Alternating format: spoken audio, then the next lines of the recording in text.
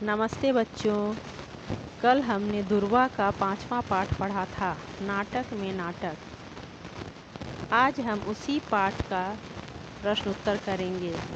तो पहला प्रश्न है कि बच्चों ने मंच की व्यवस्था किस प्रकार की। तो इसका उत्तर होगा कि बच्चों ने मंच की व्यवस्था एक छोटे से सार्वजनिक मैदान में दूब और फूल पौधे लगाकर मंच तैयार किया था।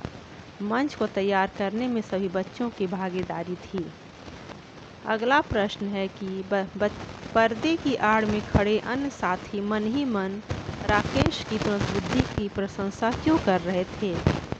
तो इसलिए बच्चों कि पर्दे की आड़ में खड़े अन्य साथी मन ही मन राकेश की तुरंत बुद्धि की प्रशंसा इसलिए कर रहे थे क्योंकि जब नाटक बिगड़ने लगा तब राकेश ने बात संभाली थी। दर्शक भौचक्के थे, वे सोच रहे थे कि यह क्या हो गया। वे तो समझ रहे थे कि नाटक बिगड़ गया। राकेश ने कहा कि यह तो नाटक में ही नाटक था, उसकी रिहर्सल ही नाटक था। ऐसा लग रहा था कि नाटक की तैयारी की कठिनाइयों और कमजोरियों को ही नाटक में दिखाया गया था। अगला प्रश्न है कि नाटक के लिए रिहर्सल की ज़रूरत क्यों होती है। तो किसी भी नाटक को बेहतर ढंग से प्रस्तुत करने के लिए रिहर्सल बहुत ही ज़रूरी होता है, क्योंकि कोई भी नाटक बिना तैयारी के पूरा नहीं हो सकता। दर्शकों का भी सामना करना पड़ता है।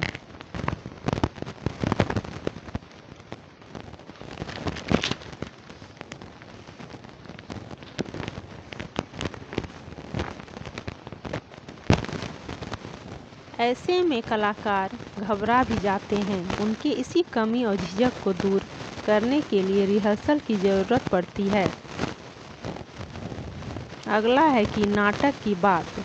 तो जब नाटक में अभिनय करने वाले कलाकार भी नए हों, मंच पर आकर डर जाते हों, घबरा जाते हों और कुछ बुद्धू भी हों, तब तो अधूरी तैयारी से खेलना ही नहीं चाहिए। ऊपर के वाक्य में नाटक से ही जुड़े कई शब्द आए हैं, जैसे अभिनय, कलाकार और मंच आदि। तुम पूरी कहानी को पढ़कर ऐसे ही और शब्दों की सूची बनाओ। तुम इस सूची की तालिका इस प्रकार बना सकते हो: व्यक्तियों या वस्तुओं के नाम, काम, कलाकार, मंच, अभिनय। तो बच्चों, हम इसकी सूची इस प्रकार बना सकते हैं। एक तरफ लिखेंगे व्यक्तियों या वस्तुओं के नाम, उसके दूसरे तरफ लिखेंगे काम।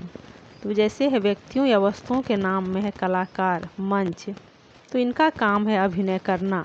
चित्रकार, ब्रश, पेंट, तो इनका काम है चित्रकारी करना। संगीत, वायलिन, इनका काम है स्वर। राकेश, डायरेक्टर। मोहल्ले वाले, दर्शक। अगला प्रश्न है कह रहा है कि सोचो ऐसा क्यों। तो नीचे लिखे वाक्य को पढ़कर प्रश्नों के उत्तर दो। राकेश को गुस्सा भी आ रहा था और रोना भी। तुम्हारे विचार से राकेश को गुस्सा और रोना क्यों आ रहा होगा। राकेश मंच पर पहुंच गया, सब चुप हो गए, शक पका गए। तो इसका उत्तर होगा कि राकेश ने नाटक के लिए काफ़ी मेहनत किया था, किंतु कलाकारों के ठीक से अभिनय नहीं करने की वजह से उसे गुस्सा आ रहा था और रोना इसलिए आ रहा था क्योंकि उसे अपनी सारी मेहनत बेकार होती दिख रही थी। अगला प्रश्न है राकेश मंच पर पहुंच गया, सब चुप हो गए, शक पका गए। तुम्हारे विचार से राकेश जब मंच पर पहुंचा, बाकी सब कलाकार क्यों चुप हो गए होंगे। तो राकेश नाटक का निर्देशक था, ये तो हम सभी जानते हैं, और उसे मंच पर नहीं आना था, लेकिन कलाकारों के खराब अभिनय करने की वजह से राकेश को मंच पर आना पड़ा। यही कारण था कि सब चुप हो गए, शक पका गए। अगला है कि दर्शक सब शांत थे, भौचक्के थे। दर्शक भौचक्के क्यों हो गए थे। तो जब नाटक खराब हो गया तो राकेश